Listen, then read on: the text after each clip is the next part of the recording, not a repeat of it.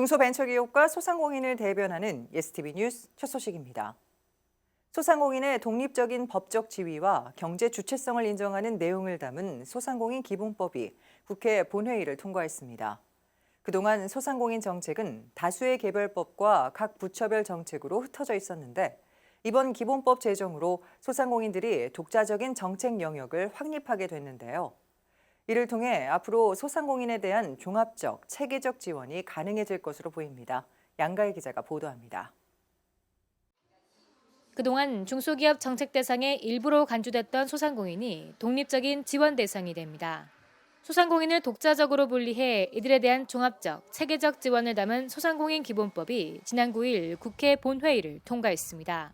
소상공인들은 대한민국 경제 주체에서 차지하는 비중이 상당히 높은데도 불구하고 그동안 경제 주체로서 인정을 받지 못했습니다. 성장의 사다리 한 축으로서 어떤 정책의 어떤 대상에서 이제는 중요한 자리매김할 수 있는 계기가 만들어지는 것이 기본법 통과의 의미라고 할 수 있습니다. 그동안 소상공인은 중소기업처럼 기본법으로 보호받지 못하고 소상공인 보호 지원에 관한 법률, 전통시장 상점과 육성을 위한 특별법 등 개별법으로 간접적인 지원을 받아왔지만 소상공인 기본법이 제정되면서 각 부처에 흩어져 있던 소상공인 정책을 총괄할 수 있는 근간이 마련됐습니다. 각 부처에서 소상공인들을 위한 다양한 그 정책들을 지원을 하고 있지만 이번 기본법을 통해서 하나로 일원화돼서 소상공인을 지원할 수 있도록 되어 있습니다.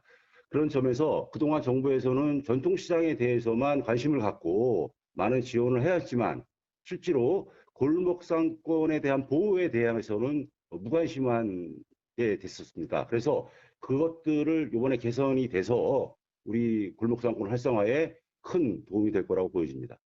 기본법 통과에 따라 소상공인 보호와 육성을 위해 3년마다 소상공인 지원 기본계획이 수립되고 정책의 계획과 이행을 심의하기 위해 중소벤처기업부의 소상공인 정책 심의회가 설치됩니다.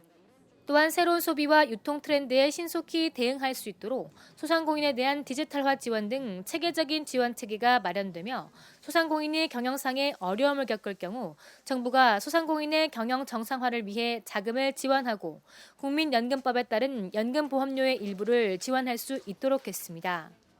소상공인 기본법은 1년간의 유예기간을 거쳐 내년 1월부터 본격 시행됩니다. 소상공인 기본법 제정으로 국내 700만 소상공인이 독자적인 경제 주체로서 새로운 도약이 가능해질 것으로 전망됩니다. 예스티비 뉴스 양가희입니다.